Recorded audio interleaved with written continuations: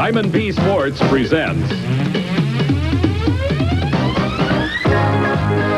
American Sports Cavalcade.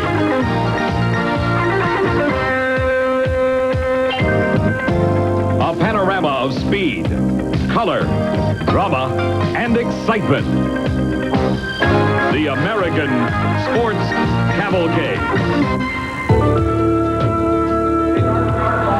Houston, Texas. In the early 1980s, it was Boomtown, USA, home of the third largest man-made seaport in the world, the Lyndon B. Johnson Space Center, and of course, the first stadium with a roof over it, the Houston Astrodome. Back in the mid-1960s, when this edifice was being built, the Houston Press, in a typical Texas understatement, called it the eighth wonder of the world. Well, seeing it in person for the first time, I'm not so sure that we're very far off. Hello, everyone. I'm Steve Evans. Now, you know this place best is home to the Astros and to the Oilers. Several major college football teams play here. Elvis appeared here. Who could forget Billie Jean King and Bobby Riggs in the Battle of the Sexes? Well, tonight we present from the Astrodome the Redman TNT Super Nationals. Now, the roar of the crowd may have trouble penetrating the roar of the competition. And for more on that, my buddy, Brock Yates. Well, Steve, no stick and ball games in the Astrodome today. As a matter of fact, they've torn up the famed AstroTurf and replaced it with acres of mud and dirt to accommodate some really wild equipment. How about this? This is a modified mud racer. At one end of the arena, we're going to have an 80-foot course, some of the wildest mud and bog that you'll ever see. They're trying to compete on that. In the meantime, in the center ring, we've seen these before. This is a 9,200-pound class modified pulling tractor, multi-engine, supercharged, just incredible equipment, fire-breathing, enormous horsepower, and mighty spectacular. But let's go from the wild to the mildly insane. How about this? This is a monster truck. Need I say more? We're going to see these guys run 2x2. They'll race each other. We got a bunch of them here. They are going to be running on a special course lined with some wrecked cars. They're going to bounce and jounce over them and race each other. So what we got is basically a wild day, really, a motorized three-ring circus. And a huge crowd in the Astrodome has already seen some craziness. Earlier today, it was the three-wheeled ATVs that attacked that 80-foot mud bog that Brock mentioned. And its first victim was Don Gartner on a Honda three-wheeler. Now he's going to take a run at it, trying to get up some momentum. He hits the lip of the bog and tried to hydroplane over it, but no cigar. It dug in, and suddenly he's the monster from the deep. Well, R.E. Jackson of Dickinson, Texas, took a shot at it on his Kawasaki three-wheeler, and this is what happened. A good launch. All kinds of confidence right there. Nice and dry, nice and clean, and that, I can't even look at the rest. That front wheel dug in, and it was all over. Then came John Bowling on a Kawasaki three-wheeler. Let's see how he attacks the bog. He got the front wheel up, and then suddenly gravity took over, sucked it down, and pitched him up. I kept waiting for one Brock to skip on the mud like a flat rock. Well, you can see the three-wheelers didn't fare too well, so we brought out some four-wheelers to try. This is James Gibson trying his best to get through that 80 feet of mud, and he does a super job. Chugging along in real good shape. The end is in sight, and then almost, very close. Encouraging, in fact, encouraging enough so a couple of other guys tried. This was Greg Holbrook. And Greg took a little bit different approach. Now he's building up lots of speed. He dirt tracks it and makes a good bonsai run at the mud bog. Now he keeps the weight off of those front tires, dances it right out the end of the pit. What an effort. Brock talked to him. Greg, it looked like you came into the bog with the front wheels, you're carrying the front wheels a little bit. Is that what you wanted to do? Yes, sir. It keeps the front end from burying up in the ground and just flipping you over the handlebars like the three-wheelers do. Yeah, you guys really got an advantage with that fourth wheel, don't you? Yes. Yeah. It helps you slide across the mud, keeps the front end up. What kind of prize money are you going to take home? It's about $150 or $200. $150 wouldn't even pay his cleaning bill.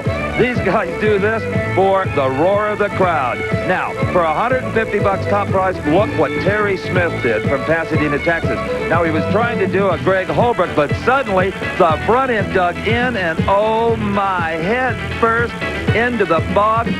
I hope he doesn't wear braces. His orthodontist will spend about 2 weeks picking the mud out of his teeth. When it appeared that the mud bog just rejected all three-wheelers, local boy Steve Plintle came along and watch this. Into the bog, just floating that front wheel, it hardly turning. He says, all right, the crowd went absolutely wild. He hardly even got dirty. Well, just when they said they couldn't be done with a three-wheeler, here comes Steve Plintle and just blows them away. Super ride, Steve. Thank you very much. I knew I could do it. I just watching four-wheelers. Just go show you a three-wheeler can run just as good as a four-wheeler with the right rider on it. What were you doing different than the rest? Everybody just seemed to be standing right up on that front wheel. Everybody's wheeling into the pit. The back tire's hitting the mud. The front tire goes straight down. I didn't pull up. I let the front tire quadruplane across the top of the water. It kept me upright. Next thing I knew, I was out of the pit. Wow, you were just fantastic. Congratulations. Thank you very much. Super ride. Well, that was then, and this is now. It's time for the multi-engine, ground-pounded modified tractors.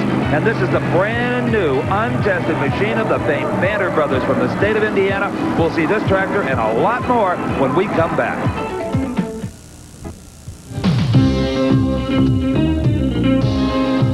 Only in Houston can you do a little bass fishing in front of City Hall. And not far from City Hall lies the Astrodome. I'm Steve Evans along with Brock Yates. We're here for the TNT Super Nationals, a motorized three-ring circus. And this is the Banter Brothers machine. In fact, it's called Banter Machine.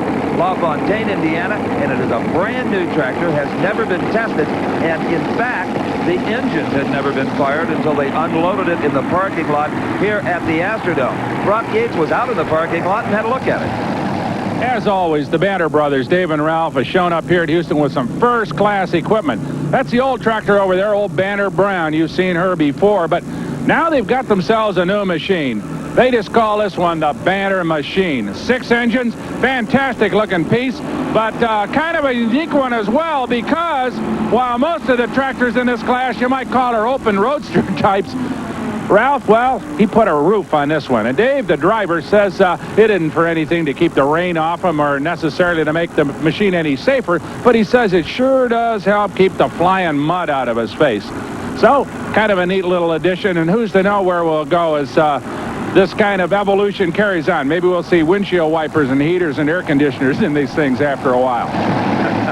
I don't know, Brock. These guys are pretty tough. You'd have to be to drive a 6-engine tractor. This is a 210-foot track. The weight transfer device just behind the tractor. You see all of that mass moving forward, and that is going to pull Dave Banter to a halt very quickly. In fact, only 115.28 feet. Well, we told you at the head of the show you're going to see a 3-ring circus here in the Astrodome. And let's go down to the other end, down to the mud bog track where we saw the ATVs run. This is a mud racer. Alan Wider in a little Chevrolet S10 modified mud buggy. He is going to try to run the same course the ATVs ran. But boy, does he get through it. 4-wheel drive, good power, 2.40 seconds. He made it look pretty easy. Earlier, Steve had a look at these wild machines. I asked one of the TNT officials for a mud racer rule book, and he just kind of stared at me. Apparently, there are not enough rules to put into book form, because a mud racer is anything you want it to be.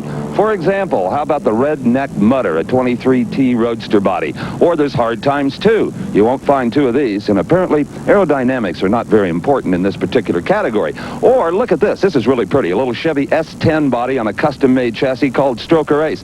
Now, 2 things these all have in common. They are 4-wheel drive, and they're very safe. Take a look inside Stroker Ace. You've got a roll cage here as sturdy as anything you'd find in a NASCAR machine or a sprint car. You've got the racing seat securely bolted to the floor, a fire extinguisher, all the necessary lap and shoulder belts. And you think these guys get jostled around? Well, take a look at this. Almost all of them are using a foam-filled collar like this to support the head. Next man up, Hard Times 2, you just saw it. That's Doug Marsh at the wheel. Now, the object of this event is to get through that mud bog as quickly as possible. It's a timed event, in other words. Yep, exactly. We saw Alan Wider and Stroker Ace do it in 2.40 seconds. Sometimes these guys run on a lot longer course. Inside the dome here, only 80 feet. So they're going to squirt through that. No danger of them not making it, I wouldn't say. This is a 4-wheel drive vehicle. Here's Wider getting ready. He's going to just bury the throttle. Gets hooked up there a little bit more, grabs a hold of that wheel, and he's going to run against the clock. Here he goes. He's off. Doug Marsh has a lot of experience in this kind of mud race, and look at him bounced around in there. The time comes up 2.46 seconds right now. That would put him second to Alan Weeder. All right, let's move back over to another ring in this circus, back to the pull track. Now, this is not a timed event. The winner here will be the driver and tractor who pulls that sled the furthest in this 9,200-pound modified class. Is that a piece of work? That is Gardner Stone's The General. 3 turbocharged Allison engines, and it is a magnificent machine. As he's hooking up, let's go to Brock.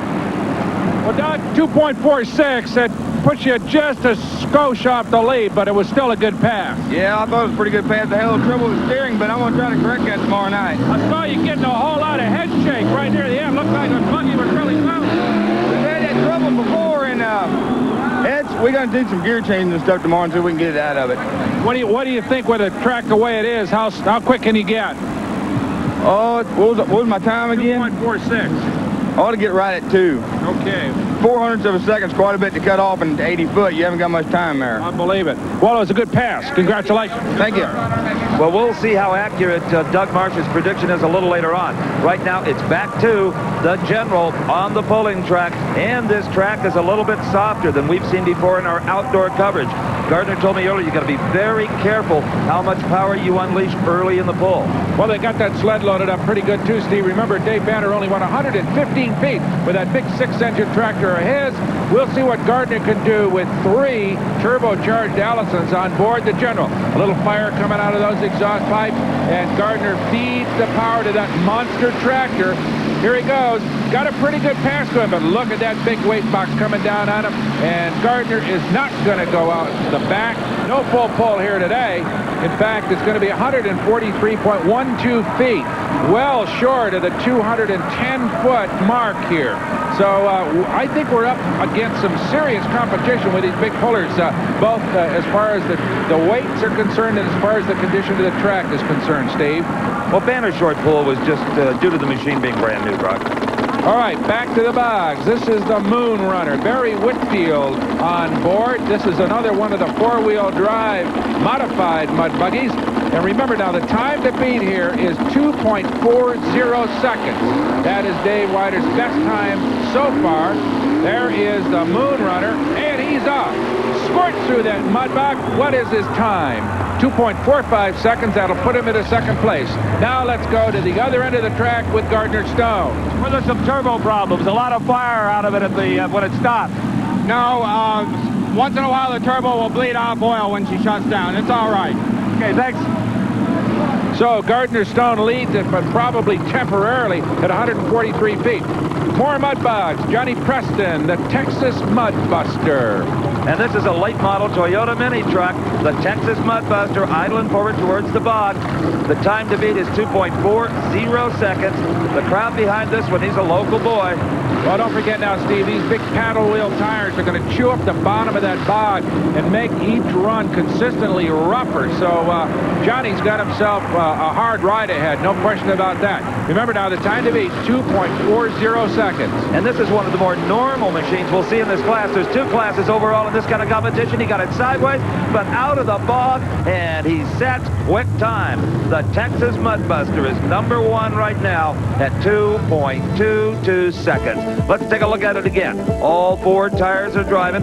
In replay, it almost looks like a toy truck, doesn't it? Now, they don't use the big paddle tires like you may have seen in some outdoor mud bogs. These are almost like street tires. And here he comes out the other end. Well, Johnny, you made it look real easy. Thank you. I appreciate it. We try hard. You sure work real well. How is the course? It's great. Is it? Yes, sir. Good fit. What do you think it's going to take to win it?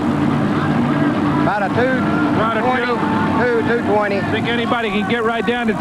Yes, sir. I believe they will.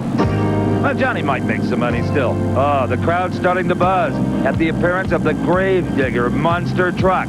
That action is coming up next. Stick with us in the Astrodome.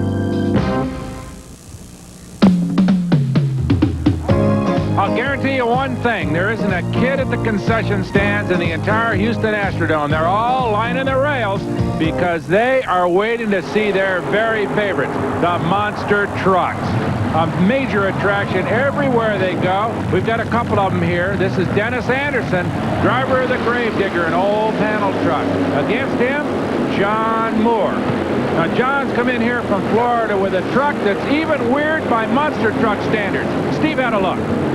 What are boat horns, a bow light, and Marine CF numbers doing on a Ford Bronco monster truck? Well, the no-problem truck of John Moore is registered in the state of Florida as a 15.5-foot inboard homemade boat. Now, it stands to figure that it's not about to sink, not with these giant air-filled tires. In fact, John says the water comes up to just about here, and the tread helps push no problem through the water. What really propels it at speeds over 12 knots is that, the prop off a 54-foot Hatteras motor yacht connected to the powered takeoff shaft. Now, on hot summer days, John likes to load the old girl up with about 8 of his closest buddies and cruise the waterfront bars on Florida's Intercoastal. Well, after seeing no problem go by, there's probably a lot of drinkers in those bars figured they had one. All right, that's John Moore over there on the far side of your screen up against Dennis Anderson in the Gravedigger. Now, they're going to run kind of a unique course, you might say, Steve. Oh, boy, I'll say. In first-round competition, we took a look at the course thanks to the famous Bigfoot truck in the near lane at Clydesdale way over there on the other side of that jump. Now, they'll be flagged off side by side, down, and then they crunch a bunch of junkyard cars. Bigfoot, as you can see, this was earlier, got a huge lead. Then they crunch some more cars. Now, let's see where they go. They've got to spin them around and come over a big mound of dirt here, down kind of a short chute, then there's yet another mound of dirt, in fact a pretty good sized jump, and then a super jump, and the first truck to the finish line wins. It's a process of eliminations. They started with 16 trucks, we're down to 8, so this is quarterfinal competition. Gravedigger in the near lane, the no problem Ford Bronco in the far lane, and it's a pretty good race, Brock. It sure is. That is Dennis Anderson in the Gravedigger. Now, he's got to turn that thing around. Some of these trucks have steering on all 4 wheels. Dennis doesn't. He's got to back it up, crank her around, and get restarted and head back down those jumps. On the other side, John Moore, oh, he gets going quite a bit quicker. Notice his rear steering, but it's something's wonky with John. He's the rudder's broken on that thing, I think. I think he oversteered it a bit. Now, looking out that windows of the driver of Gravedigger, now everybody trying to get squared away, and even though he doesn't have the power of the Gravedigger, no problem, seemed to have had better handling. It's kind of catwalking over that last jump, and advancing to the semifinals will be John Moore in no problem. All right, poor old Dennis Anderson. The Gravedigger dug its own grave there. He is parked for the night. All right, let's go back down to the other end. This is Jim McCaslin and Chance's Ace. Now, this is yet another one of the 4-wheel drive modified mud buggies. Remember now, the time to beat, 2.22 seconds on this 80-foot course. So McCaslin ready. He's going to drop the hammer in just another second and try to make it through. Here he comes. All 4 wheels boiling through that mud. Let's see now. What is the time? 2.24 seconds. That's only 2/100ths of a second slower than Johnny Preston's quick time. So McCaslin into second spot in the modified mud racers. And now let's go to Steve Evans with John Moore, the winner of the monster truck quarterfinal. Well, Jack, it looks like no problem has no problems tonight. We're getting there. We're hanging in there with them. We're getting up to the big boys now. This is getting real tough now. You know, it doesn't look like you're doing it with horsepower or speed, but with some pretty good driving. Well, it's the turning ability. Short wheelbase is definitely showing its stuff tonight. Okay. Good job seeing the semi. Appreciate it. Thank you. Well, John can always take no problem fishing if he doesn't work out here. Now, let's go back to the pulling tractors, 9,200-pound class, one of the very best. Tim Engler builds his own machines. Mission Impossible, an extraordinarily sophisticated machine. Earlier, Steve had a look at how you start one of these monsters.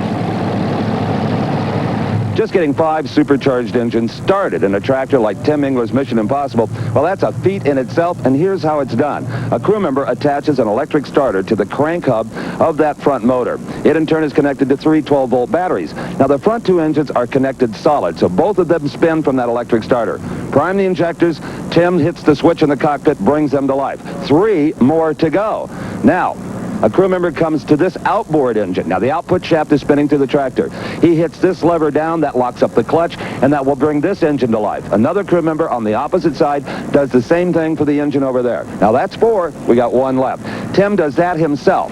Okay, he pushes on this pedal, locking up the clutch on the rear engine, and it starts. And all of this is accomplished with 5 separate magneto switches. And you thought starting your Chevrolet was hard on a cold morning. This is Tim Engler going off with Mission Impossible. A beautiful tractor. Engler is one of the big names in this sport as he heads down. Remember, 210 feet.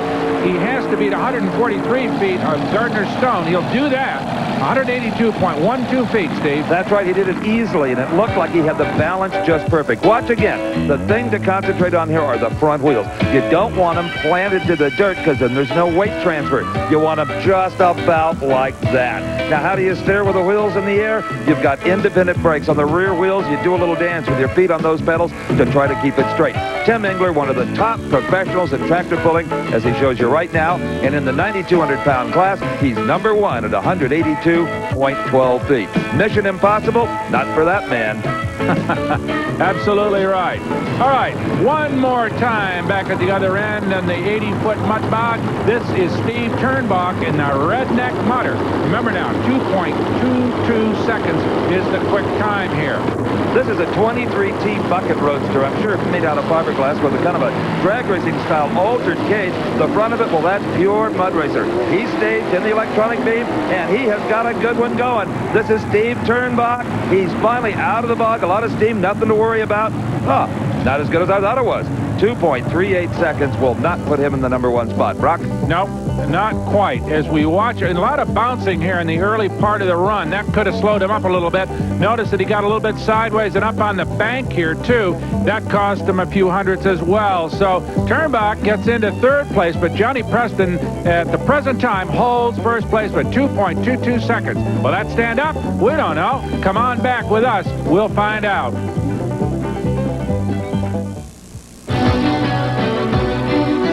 If you want a different experience for the family when you visit Houston, Texas, head down to the port and tour the Battleship Texas.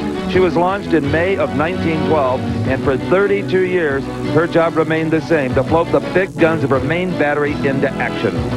Well, Steve, while we were away, the big guns were booming here in the Astrodome as well. It was Dave Banner bringing out the old machine, Banner Brown, and trying to improve on his distance. Remember, he had a little problem with his new machine, the Banner machine.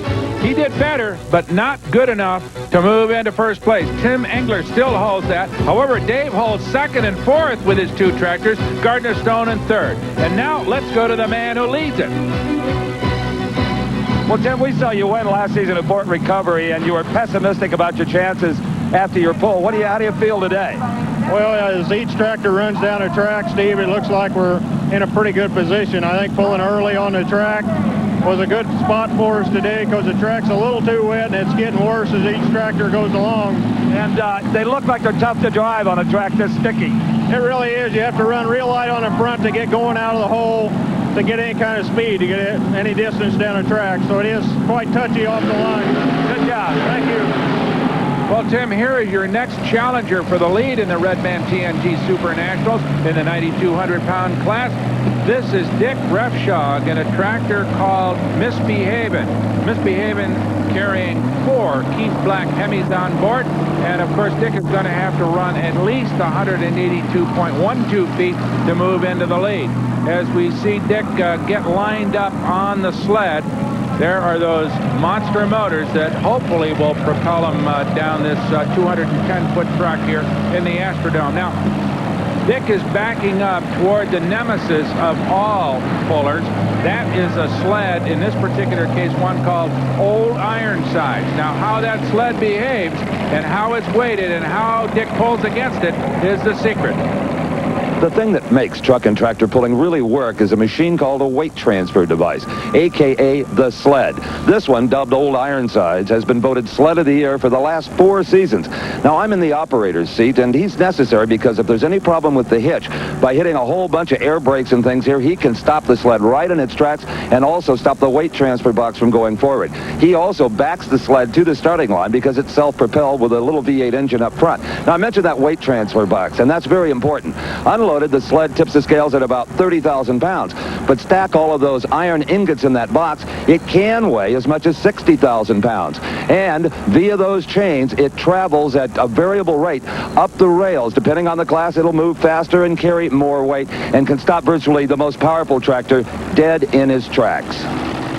Well, let's see how Dick does against Old Ironside. There goes the green flag, the TNT official holding that green flag. Dick drops the hammer, feeds the power to those four Keith Black. Looks like a pretty good run right now, but now he's beginning to, all of a sudden an instant stop. Old Ironside just dragged him down. You know, Brock, it might have been geared wrong because it never seemed to get the momentum. The balance looked about right. It just didn't seem to have the torque to handle this track. As I said before, the track is a bit soft. 118 feet for him, not good enough, and more mud racing. This is the final mud racer in the modified class. Ray Henson's McNasty. He needs to be 2.22 seconds. Okay, here he goes against the clock. It's running on, mechanical problems there, or a falter anyway. This is going to be a disastrous pass for Ray Henson. Oh, yeah, over 4 seconds. That is clearly nowhere near good enough to take home the bread here. But you can see how clean the machine was before it went in the pit. He was out of control, Brock. I don't think he was straight. He wasn't lined up quite right. These are four-wheel drives. The right rear corner tire got a grip, slung him sideways. He had to lift, and then it bogged down, and that was it. Hope Ray Henson is watching this replay of the winning effort by Johnny Preston. Preston should open a mud racers school because you can't do it any nicer than this. He kept the mini truck straight, and that made all the difference. No deviations in course, just plowed the mud and water out of his way, and the final result, see Preston taking home the lion's share of the purse at 2.22 seconds, followed by McCaslin at 2.24. Ray Henson not in the top 5. Well, Ray, it looked like he had a pretty good pass started, and then he kind of had to let off about halfway down. Yeah, when I let off, I lost the gas pedal. Oh, is that what happened? Took me a little while to find it. It's a little sloppy in there, huh? Yeah, it does. It really does. That's the only problem. Otherwise, you were running good, I think. Yeah, we just got the motor back together about 1:30 this afternoon, and this first pass it's had on it, it's running good. Oh, good. At least you stayed together. With driver error. Okay. It always happens. Okay, good job anyway. Okay, thank you. Good job and good attitude. It's monster truck time as they roll in the tunnel at the far end of the stadium. It'll be Casper in the far lane versus in the near lane Bigfoot. And in the famous Bigfoot Ford truck, we have an onboard camera. Earlier, I looked at how this machine works. What started out in 1974 as a promotional gimmick for his off-road shop in St. Louis has turned into a growth industry for Bigfoot creator Bob Chandler. Big feet would be more accurate. There's 8 of these trucks around the nation to satisfy the demand. And this is a brand new one. Let's take a look. Now, the tires are absolutely huge, and they are off of an agricultural fertilizer spreader. They cost over $2,000 a piece and only last about 8 months in competition. Now, the engine is a Ford 460 iron V8 that's stroked out to a little over 500 cubic inches, has a supercharger, and produces about 800 horsepower. Now, the frame on the latest Bigfoot is out of a 2-ton truck, modified, of course, and up front, the differential is out of a 5-ton military truck. Now, there's a similar differential at the rear, but that 4x4x4 means that the rear wheels also steer, 4-wheel steering, and they're steered electrically, a little toggle switch in the cockpit to handle that. Now, all of this weighs in at about 14,000 pounds, and it takes 18 shock absorbers to handle it. Well, this is the man that drives it, Jim Kramer, the very best, really, in this business. Jim has been around for quite a while, run with Bob Chandler over the years. Dale Harris is going to challenge him right now in Casper, one of the younger drivers in this burgeoning class of competition. Monster trucks, round 2 here in the Astrodome. Remember now, there are 10 wreck cars lying ahead and then 3 big mounts. They're off. That's Kramer. Good start right in front of you. Here he goes, right over his shoulder. That's Jim Kramer working the wheel, Steve. Not only is he working the wheel, Brock, remember he's also electrically with another switch steering the rear wheel, which accounts for the reason he can turn like that. The truck from Pearl, Mississippi, Casper, has had some engine problems, steam and smoke pouring out of it. Hardly anybody can match Jim Kramer that first few hundred feet, and the Casper truck did it. They had a good one going. And just listen to the crowd, Brock. They adore that Bigfoot truck. Over the final jump, across the finish line, and headed out of the stadium to race again in the semifinals. As for Casper, well, I'm afraid it's going to need an engine overhaul.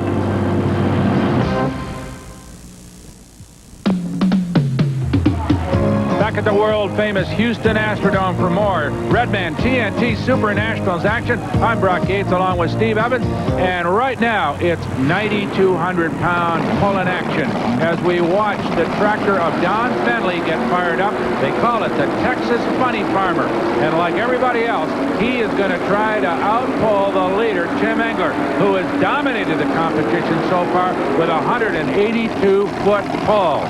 So, as Don Fenley gets fired up, let's go talk to the man who's dominating the monster trucks, Jim Kramer.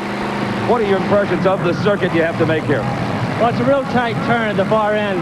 A short wheelbase truck definitely has an advantage. A long wheelbase truck like Bigfoot really has to work to get around that corner. And yours is kind of a medium wheelbase truck. No, I'm a long wheelbase truck, definitely. Do you use the rear wheel steering aggressively in that tight turn?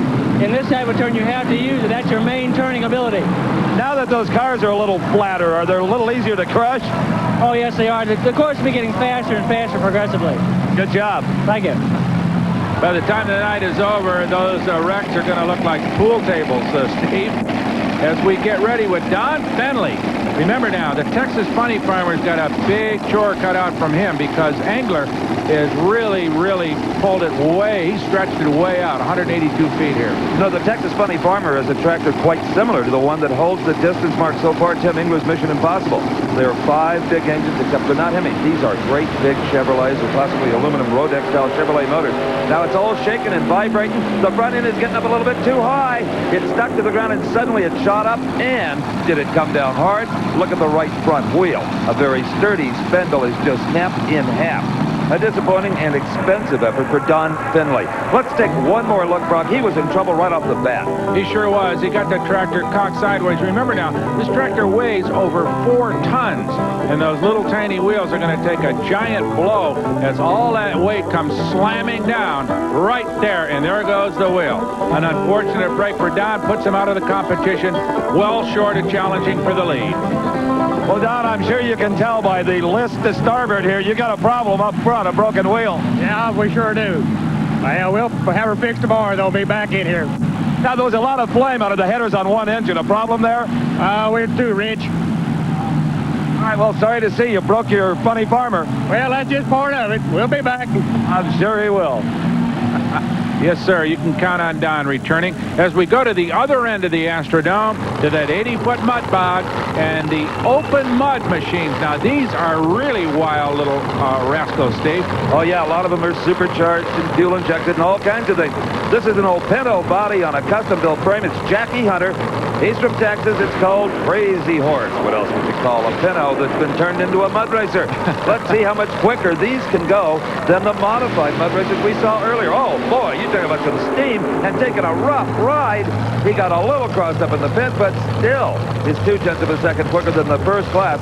2.09 seconds. 2.09 seconds to cover 80 feet in the mud.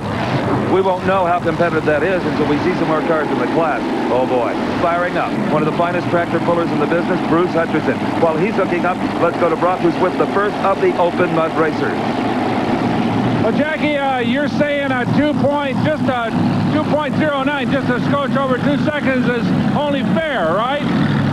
It should have been about a 185 to 195. Really? Yeah. What happened? Looked like you got a little bit up on the wall here. There's a The pit's a little bit rough. Plus, I've been having a lot of trouble this year. It's just not working like it should. All right, this is Bruce Hutcherson, as we said, backing up the Macon Bacon Special, one of the most famous tractors in all the sport. The hook attached to the rear of the machine. There are 1, 2, 3, 4, 5 motors. He can run in different configurations. He's got 5 in now. These are big Hemis. The Macon Bacon Special. Bruce, at one time, was about half farming and half pulling. Now it's about 90% pulling. The man's got some good sponsors and can make a good living at it. Let's see if he can make some money here in the Astrodome today. He is still pulling, but he's starting to slow. Here comes the weight. It is going to stop him well short of the distance required to win the class. Only 167.37 feet for Bruce Hutcherson. He'll be disappointed, Brock. He sure will.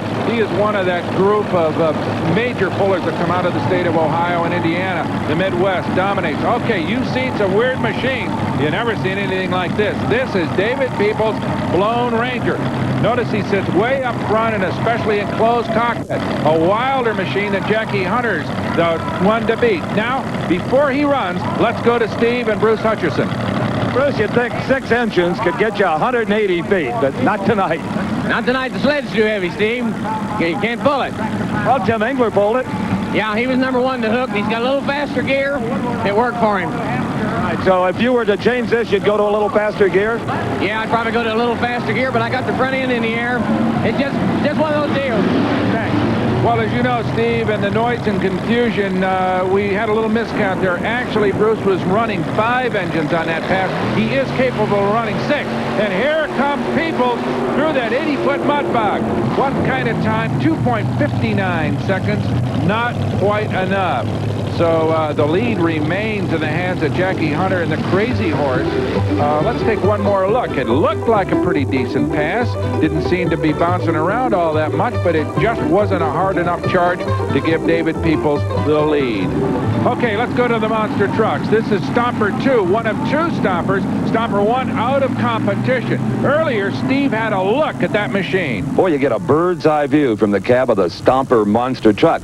You know, you might think this area would be kind of like a race car. Well, it's not. I mean, it does have a roll bar, but these guys like to go in style and in comfort. So it's got a stock dash with some added instruments and carpets and mats and the whole deal. The biggest modification is hydraulic steering. There's no way with these giant wheels and tires conventional power steering could handle it. That means you have to have a hydraulic pump to supply all the necessary fluid. Now, it's full-time 4-wheel drive with 3 forward gears. Now, Mike Webb, who drives this machine, says tonight on this course, he'll do the whole course in 2nd gear. He won't shift at all. Now, we've talked about 4-wheel steering. Here's how it works in this truck.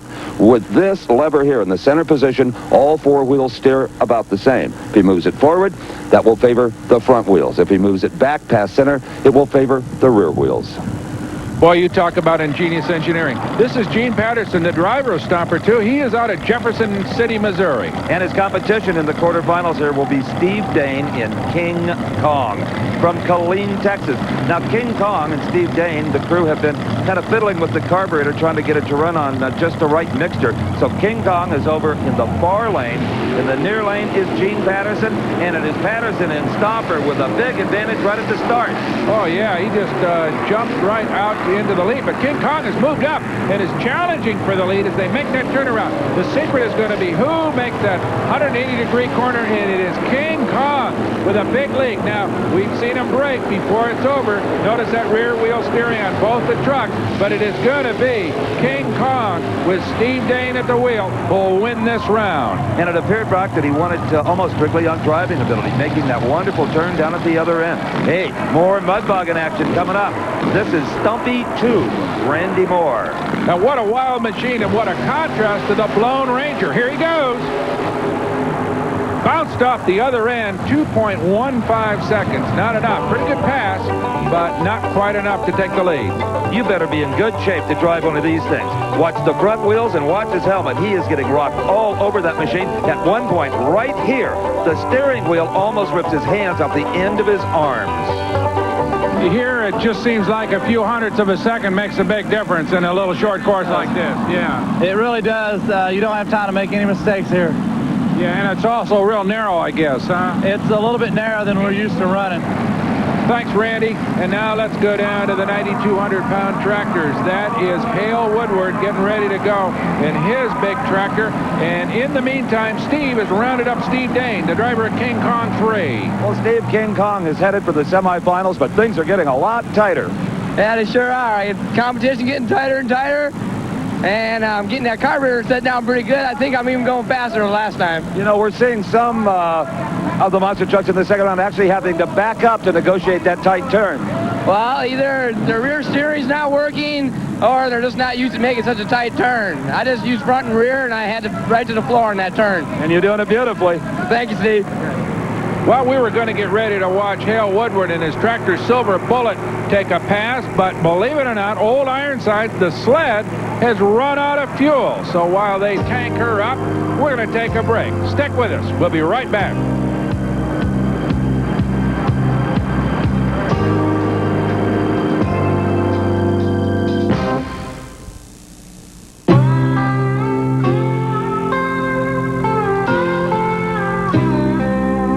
"21 miles from downtown Houston, you'll find the San Jacinto Battleground State Historical Park. Here was fought a most decisive battle. 900 Texans under the leadership of General Sam Houston met Santa Anna's Mexican army, 1,200 strong. They defeated Santa Anna in 18 minutes. And that led directly to the independence of the state of Texas. One of the great monuments in the Lone Star State, yet another one, the Houston Astrodome. That's where we are. I'm Brock Yates along with Steve Evans, the Redman TNT Super Nationals. And at this point, nobody, Steve, has really gotten near Tim Engler in that 182-foot pole earlier in the event. Well, you heard Bruce Hutcherson say that he feels Engler had a big advantage in that he was the first to hook. The track has deteriorated since then. Let's see what the Silver Bullet has to say about all that. This is Hale Woodward hooking. It's a pair of Allison aircraft-style motors. Both are monster V12s mounted side by side. They used to be the big favorites in the early days of pulling, Steve. Of course, now the stock block motors are starting to replace these Allison. They're getting scarcer and scarcer, what with these pullers and the hydroplane guys using them up pretty quickly. So they're kind of a rare breed, and you can be sure that Hale Woodward's going to treat them kind of kindly. He and Gardner Stone both using them. Gardner, of course, with 3 of them on board. Hale Woodward with just a pair. Now, over the years, though, we've seen sometimes the smaller and lighter tractors work better. And here comes Woodward. That right behind him is old Ironside. And Ironside just said, hauls him down, well short of Engler's mark. Let's see what the final figure here is. 135.34 feet. Not even close, unfortunately, for Hale Woodward. So the standings don't change. All right, other end of the Astrodome. Open mud. Look at this pickup. Looks like a pretty stock piece compared to some of the other ones, Steve. Yeah, but listen to the motor. Sounds like it's got a supercharger on it to me. In fact, I'll guarantee it. No doubt on alcohol fuel. And there's some pretty quick times to beat here. 2.09 seconds. Right, Steve, and yet everybody says that there is an under 2-second run awaiting somebody who really gets it right down this 80-foot course. Right now, it's up to James Hoot in the row binder. We'll see what he can do. Remember now, if he can get under 2 seconds, he's almost a sure winner. Green flag drops. Here he comes. Here comes Hoot. He's all over the course, and he's slowing down at the end. Oh, big problems here. Just seemed to be a question of horsepower. James Hoot, 3.34 seconds. Not even close for Jim. I would imagine had some horsepower problems. And now let's go down to the other end with Hale Woodward. Hale, it looked like you tried to take the same course that our leader Tim Engler did, starting way to the left and going to the center. That's right. Yeah, I thought that was about the only good place left on the track there. On the right-hand side, it's pretty well chewed up. Tell me a little bit about these engines. They still have the old centrifugal blower on the front. Right. These have got the centrifugal blower, about a 9-6-to-1 ratio overdrive on the supercharged. They're pretty reliable. Where do you find parts for them? Just the only parts you can find are the ones that, you know, if you got a broken engine or something like that, you save all the parts out of it and glue them back together, huh? Glue them back together. I got one now with a hole in the side of it. We're going to try to weld a patch back in the side of the block. Put a window in it, as the drag racers say. Right, yeah. Thanks. Okay, you bet. Thank you very much. Top row. One of these days, we're going to see Allison's only in museums. Now we're going to round 2 with the monster trucks. This is going to be Ron Dennis, Flagstaff, Arizona, in a truck called Leadfoot. Right there on the other side, a really unique vehicle. That's the Bigfoot shuttle with Bob Chandler, the owner of the Bigfoot team, on board. That is a new Aerostar van. Ron Dennis, Leadfoot. It's an El Camino pickup. And Ron looks mighty serious. He's going to have to be serious, Dave. That's right. This is Bob Chandler from St. Louis, the creator of the Bigfoot phenomena. In the first round, Chandler defeated from Laredo, Texas, Lingo Gonzalez and the Texas Ranger. Let's go back and have a look at that. Now, the Bigfoot shuttle block is really not a competition machine. Chandler was only filling in tonight because one of the trucks failed to show. It is an absolutely stock Ford Aerostar van on, of course, a very modified chassis. I mean, the air conditioning works, the radio, it's got all the smog stuff on it, but he was side by side with a Texas Ranger. He was. In fact, he just kind of bounced and floated like a little rubber ball over all those obstacles and went on to win, while Lingo had some problems. Later, I talked to Chandler after this race. Well, Bob Chandler, not bad for a guy who was just filling in, to quote you. That's a stock 6-cylinder. I know it is, but let's face it, it weighs a little bit less. It's 8,000 some odd pounds. It's not as well. It's big vehicles here are probably about 15,000, sir. And your driving experience had to help there too. I just put my foot to the floor and close my eyes. Is that what I'm supposed to do? That's what I would do. It's not what you're supposed to do, though. Good job, see you in round 2, as amazingly as it sounds. Hope it makes it.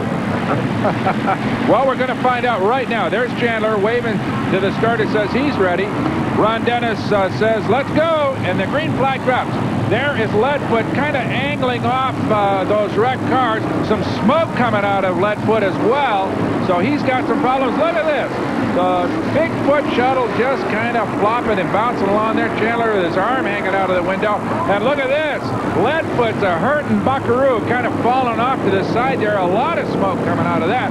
It is going to be the Bigfoot shuttle with Chandler on board going on to its second victory in a row. Kind of an upset in the making, Steve. Well, you know, the lack of horsepower here might be an advantage because he just doesn't get too violent on this short course.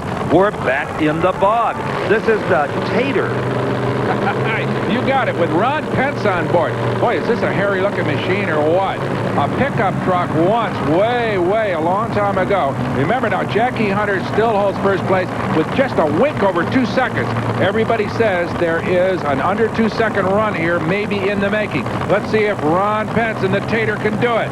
This looks like something you'd send up into space and it'd send back signals. I mean, this is a strange-looking, bizarre creation. And he is bogged down almost instantly, Brock. You know, I really wonder if the course is kind of going away. It's getting, it's more like muck than it is mud. Kind of like mud soup. A 4.54-second time will be very disappointing to Ron Pence. And we'll be back with more of our 3-ring circus from the Astrodome right after this.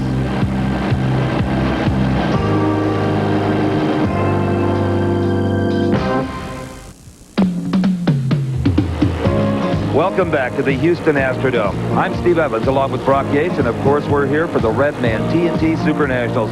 We've got tractor pulling and monster trucks and mud bogging. We have got it all, and it's non-stop. And we've got machines like this. How about this 9,200-pound modified tractor of Fred Freeman? 5 big block Chevrolet engines are just now coming to life.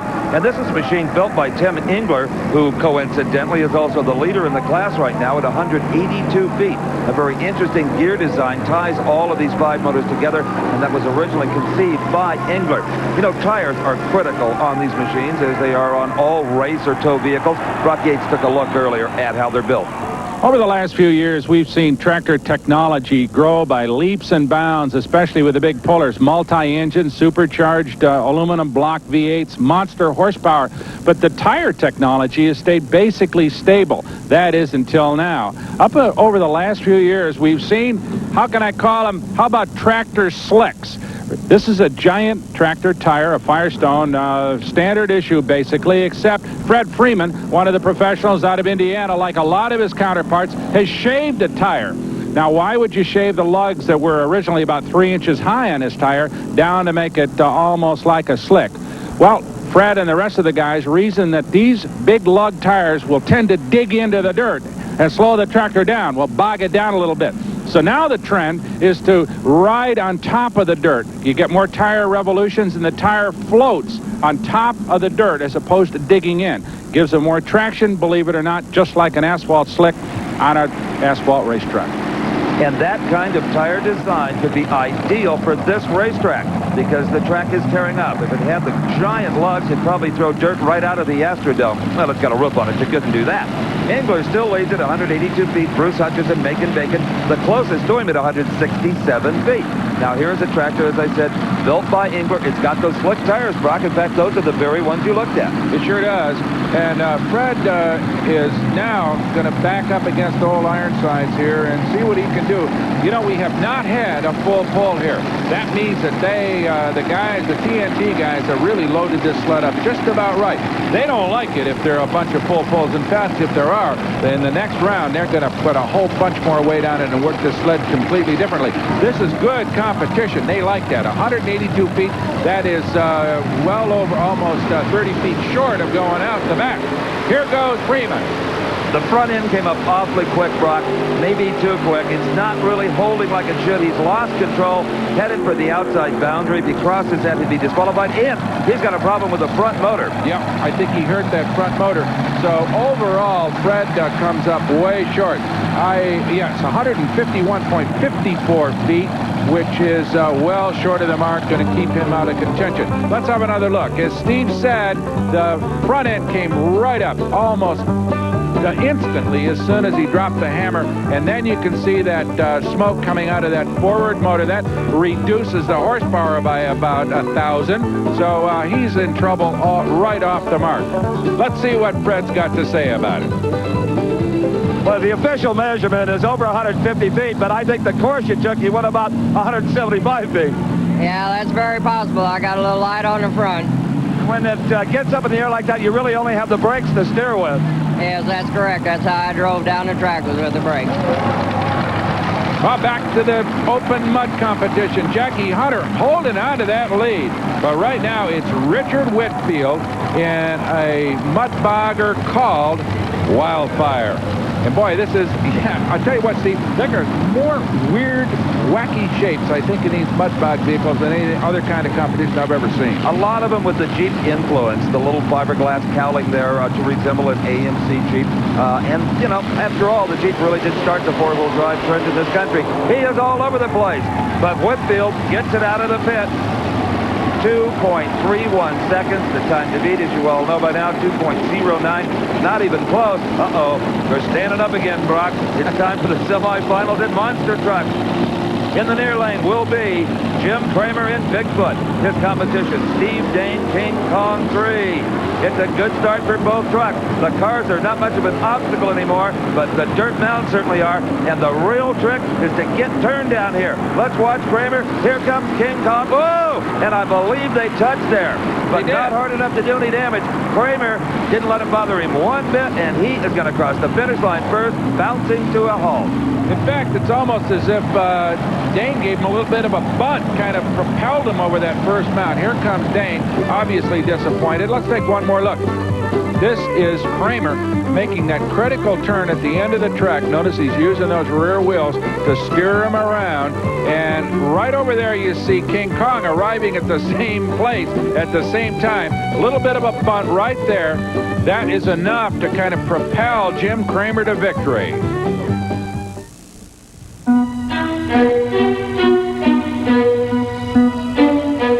You remember I told you earlier about General Sam Houston, who defeated the Mexican army and led to Texas independence? Well, Texans over the years have appreciated that, and that is Sam Houston Park, in the shadow of gleaming office buildings, a quiet spot, a reflective pool, a lot of green grass, historical buildings. In the Astrodome, it's not quite as quiet as it is at Sam Houston Park, Brock. Boy, it sure is. It's about as noisy as it'll ever get in a motorsports event as we watch the next man come up to the line in the 9,200-pound class. That is Rick Ilsley. Now, he has a tractor called Sassy Massey, but I don't see a whole lot of Massey Ferguson bits and pieces on that one. I see big, supercharged Chevrolet engine. All 5 of them mounted up there as we watch him off the line, Steve. Now, he tried to really be gentle with that throttle, and it may pay off for him. He's got some good distance going. The balance just about right, maybe a little nose heavy, but Old Ironsides wins again. The distance is respectable, 160 feet, but still 22 feet short of what he needed for first place. Let's watch again. The front end, I take it back. It looked like it was balanced real well. The problem is here, one tire in the rear will get more grip than another and veer him off to the left. You haven't seen any tractors go right. They all seem to go left. And that cost him a lot of distance because he had to get on the brakes to try to steer it. That slows the wheel speed, and henceforth you lose forward momentum. Well, Rick, it gets tougher and tougher, doesn't it? Boy, it sure does, I guess. Any specific problems? Well, I don't know. I don't know, it just seems like we're getting out horsepowered now and then, but boy, that thing was just like hooking onto a tree tonight, seemed like to me. But she sure sounded stout. Oh, yeah. Well, no, it run good. You know, I don't know what, I guess we afraid of blow a bell to something at the end there, but boy, it did run good. Brian sure keeps it running good. 5 engines, you ought to be able to pull down a giant Sequoia. We've only got 2 mud boggers left. This is Stephen Shin, the Shindig Express. Jackie Hunter still on top at 2.09 seconds. Randy Moore at 2:15. He'll make a little money. Richard Whitfield at 2:31. That's the top three. Now, the Shindig Express, another bizarre-looking creation. And the bog itself, that gets even more bizarre. With each run, it's now really more like an obstacle course than a mud bog as Stephen Chin lines up there. The water that used to be on the surface is now all splashed out. It's just a giant rutted mess. I love the wing on top of the roll bar. That has got to be there strictly for decorative purposes, because there's certainly no aerodynamics involved in 2.9 seconds unless you've got a rocket sled. Well, here he goes. Remember now, everybody says, can we get under 2 seconds? Well, let's watch the Shindig Express. Good pass, Steve. You bet. Considering the condition of that course, that was sensational. Stephen Chin at 2.50 seconds. Uh-oh. Battle stations. Here comes the Bigfoot shuttle. No one's having more fun than Bob Chandler is. This is the last half of the semifinals. If Chandler can win here, he'll face his own Bigfoot truck in the final round. Let's go to Brock with Stephen Chin. Well, Steve, 2.5 seconds, not bad, but not quite enough. Just lacked a little bit there. Just wouldn't get in there and go. What was the problem specifically? It looked like a pretty good pass to us. The main thing got running about 11:30 today and just didn't get all the bugs out of it. Had Steve been in the front of the line, he might have won this whole thing, because look, as rough and lumpy as this whole pit has become, the suspension, the chassis is working pretty well and keeping all four wheels in the mud driving forward. That accounts for a mighty good time of 2.5 seconds. Uh-oh, problems. No problem, as a matter of fact. There's the old Bronco, half boat, half car. You know, Brock, earlier I said, talking about the boat registration numbers, CF numbers. Well, I'm a California boater. In California, they're CF. In Florida, they're FL. Sorry about that.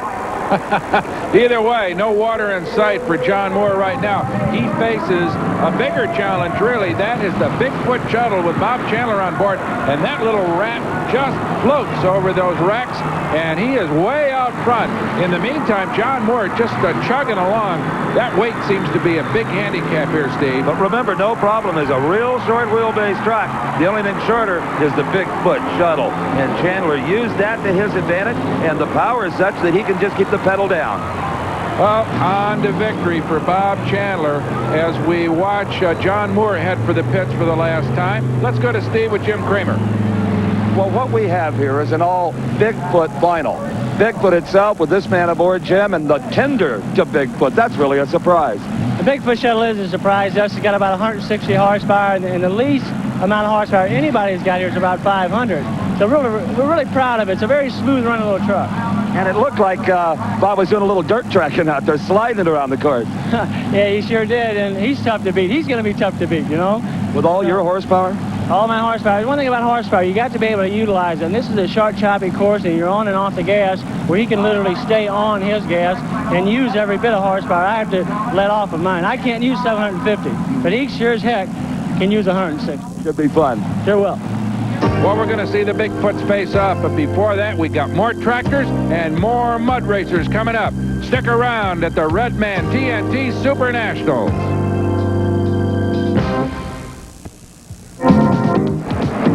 What can I tell you, folks? It's the tractor puller's answer to the San Diego Chicken, the TNT Gorilla called Go-Go. And he's getting ready like everybody else for one more round of the 9200 class tractor pullers here in the Redman TNT Super Nationals. I'm Brock Yates along with Steve Evans, and Gardner Stone with a tractor called Loud, Tough, and Lethal is getting ready to fire up. Now remember, he tried a pass with his other tractor, the General, and only went 143 feet. So he's got to do better than that to get on the leaderboard. But before that, let's talk monster trucks. Well, we don't have to ask this man, Bob Chandler, if he's enjoying his evening at all Bigfoot final. I'm having a ball. Well, so is Jim Kramer, and he says that even though you've only got about 150, 60 horsepower, that you're going to be hard to beat. Is that true? Tell you what, this is a pretty easy course for this truck. The cars are so flat, I just go wide open over them, so it's a lot of fun. Yeah, Jim said that he really can't use all his power on this car. No, it's too long of a track for him. You know, they just polled the crowd as to who they thought were going to win, and you got a pretty good representation. I'll give him a run. Okay, have fun. Thank you, Steve. Well, that's going to be a whole lot of fun as we watch Chandler climb into the Bigfoot shuttle. In the meantime, this is Gardner Stone hooking up with a tractor, as we said, called Loud, Tough, and Lethal. And earlier, 143 feet, only 143 feet with the General, so he's got to do better than that, Steve. Well, let's bear in mind the General had 3 engines, and this particular tractor only has 2. So he's really going with less horsepower than he had in his previous run, but maybe he learned something as a driver in that earlier effort. Look at him just kind of pussyfoot off of the mark, not trying to spin the tires and dig a big hole, but the front end is way too high, way too high. In fact, he went just about the same distance as he did before. Well, no luck tonight at all for Gardner Stone. One of the top pullers in the business, but boy, he is just having a terrible time here tonight.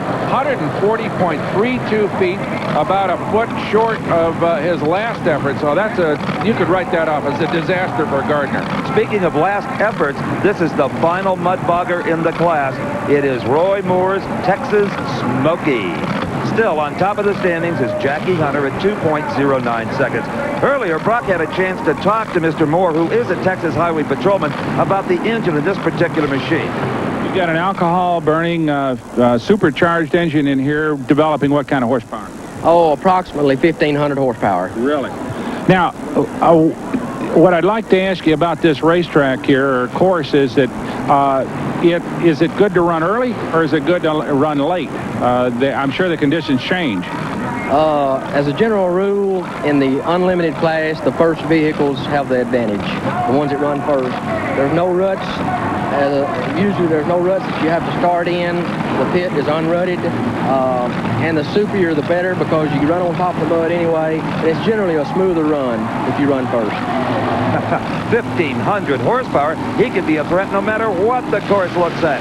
This is Roy Moore, the Texas Smoky, and he is, oh my, he has tied it. 2.09 seconds.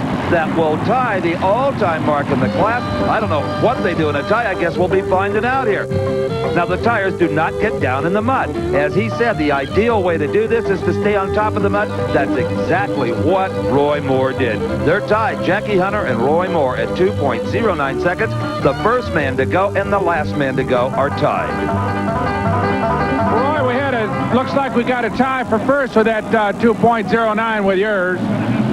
Yes, what we'll probably do, they'll average the first and second place, and the money will be split. The prize money will be split that way.